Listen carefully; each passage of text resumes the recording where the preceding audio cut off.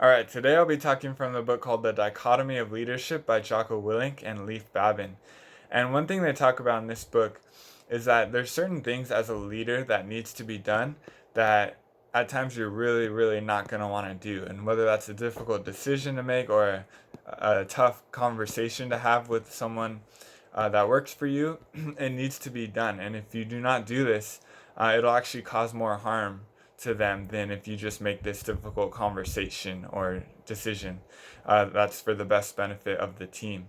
And so they compare it to a doctor that has to perform surgery, where you're cutting into someone and moving around body parts and doing whatever needs to be done and then sewing them back up. And it obviously is very invasive to a patient, but oftentimes it's to save their life. And so, as a leader, sometimes you have to do things that may hurt people that work for you, but it's actually going to be far more brutal if you fail to do this, and you may have worse consequences if you don't do what's for the best of the team.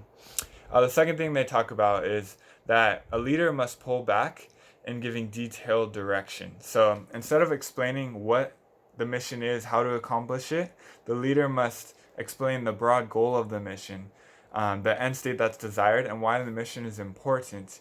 And then they must allow individuals to execute the plan.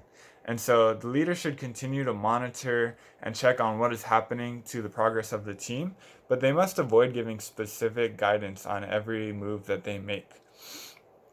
Finally, if there's an opportunity when time and risk levels permit itself, the leader can step back away from the team completely and allow them to execute the mission. And this happens once they've proven themselves to you and you can trust them as a team.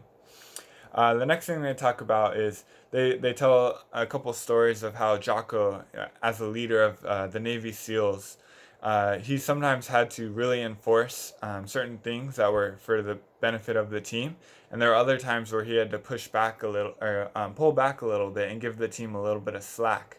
And so when it came to programming their radios, at one point none of the guys knew how to program their radios, and it can be harmful to the team when they're on a mission. So he explained why it's important to program the radios, and he really made sure to enforce this. And then a lot of the members started wearing patches on their clothing, which they were not allowed to do.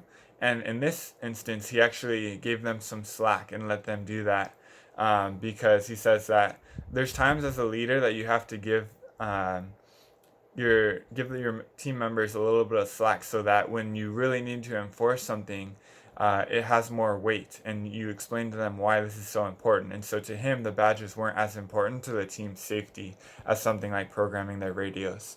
And then lastly, they talk about that the most important explanation a leader can give to the team is answering the why question. So especially when a leader must hold the line and enforce standards, it must be done with the explanation of why it's important and why it'll help accomplish the mission and what the consequences are for failing to do so.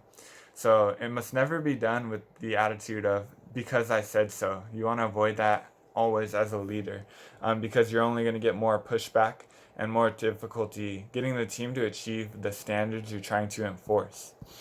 So that is a little bit what I gathered from that book, and I hope that helps.